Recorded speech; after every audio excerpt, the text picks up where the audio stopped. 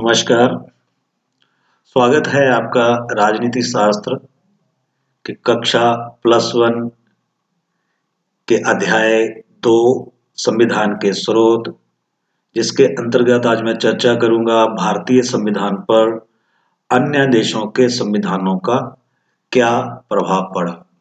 सबसे पहले हम बात करेंगे ब्रिटेन के संविधान का प्रभाव, जिसके अंतर्गत बात करेंगे कि ब्रिटेन के संविधान से प्रेरित होकर हमने भारतीय संविधान में कौन से उपबंध शामिल किए हैं। तो इसमें सबसे पहले बात आती है संसदीय शासन प्रणाली की। इंग्लैंड में बहुत समय से संसदीय शासन प्रणाली प्रचलित है। भारत में जिस संसदीय शासन प्रणाली को ग्रहण किया गया है वह ब्रिटेन की संसदीय प्रणाली के ही समरूप है। संसदीय शासन प्रणाली की सारी विशेषताएं जो भारतीय संविधान में उपलब्ध हैं वो ब्रिटिश प्रणाली के ही समरूप है। उसके बाद है कानून का शासन। इंग्लैंड में कानून का शासन है, रूल ऑफ लॉ। इसका अभिप्राय यह है कि वहां कानून सर्वोच्च है, कानून से ऊपर कोई नहीं है तथा कानून की दृष्टि में सभी व्यक्ति समान है।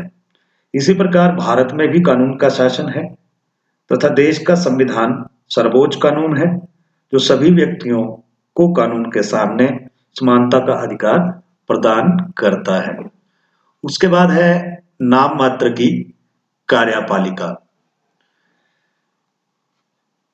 इंग्लैंड में सम्राट अथवा सम्राज्ञी देश का नाम मात्र मुखिया है तथा वह अपनी शक्तियों का प्रयोग मंत्रिमंडल के परामर्श के अनुसार करता है। भारत में राष्ट्रपति की भी यही स्थिति है तथा राष्ट्रपति अनेक कार्य मंत्रिमंडल के परामर्श अनुसार ही करता है। उसके बाद है लोकसभा तथा विधानसभा के प्रति मंत्रिमंडल का सामूहिक उत्तरदायित्व। इंग्लैंड में मंत्री परिषद कॉमन सदन के प्रति उत्तरदायी है। कॉमन सदन अविश्वास का प्रस्ताव पारित करके मंत्रिपरिषद से त्यागपत्र की मांग कर सकता है। इसी प्रकार भारत में मंत्रिपरिषद लोकसभा के प्रति उत्तरदायी है तथा लोकसभा मंत्रिपरिषद पर किसी भी ढंग द्वारा अविश्वास की अभिव्यक्ति करके उससे त्यागपत्र की मांग कर सकता है। उसके बाद है मंत्रिमंडल की व्यवस्था तथा प्रधानमंत्री की नियुक्ति। इंग्लैंड में जिस दल को संसद के निम्न सदन में बहुमत प्राप्त होता है, सम्राट उस दल के नेता को प्रधानमंत्री के पद पर नियुक्त करता है।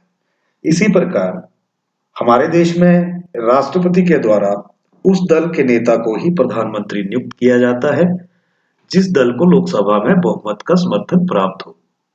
इंग्लैंड में मंत्री की नियुक्ति प्रधानमंत्री के परामर्श अनुसार सम्राट द्वारा होती है।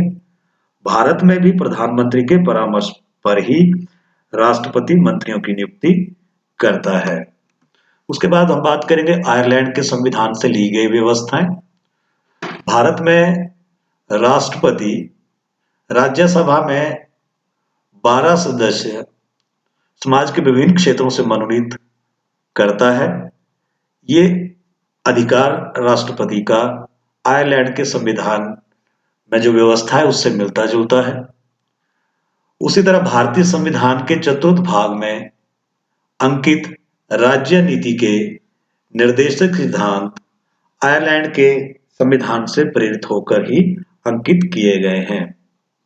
उसके बाद है कनाडा के संविधान से लिए गए सिद्धांत।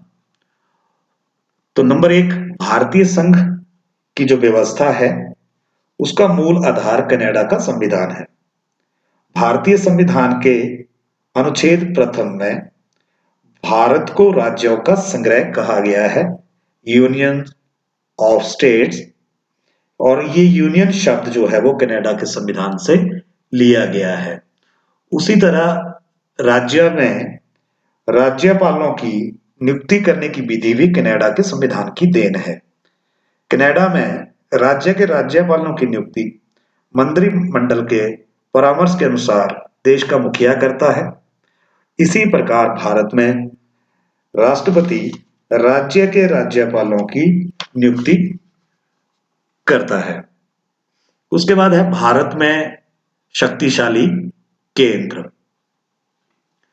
जहां तक शक्तियों का मामला है, उसमें भारत में केंद्र को ज्यादा शक्तिशाली बनाया गया है और जो अपशिष्ट शक्तियां हैं वो भी केंद्र को दी गई हैं। अपशिष्ट शक्तियों से अभिप्राय है राज्य और केंद्र के बीच में जो 3 सूचियां हैं, संघ सूची, राज्य सूची, समवर्ती सूची, उसमें जो शक्तियां अभी तक सूचीबद्ध नहीं है और कोई नया विषय आता है कानून निर्माण से संबंधित, तो उनको अपशिष्ट शक्तियां कहा जाएगा। तो वो सारी शक्तियां जो है वो भारत में केंद्र को दी गई हैं। तो ये भी जो अवशिष्ट शक्तियां हैं और भारत में शक्तिशाली केंद्र है, वो कनाडा के संविधान से लिया गया एक उपबंध है। Thanks and have a nice day.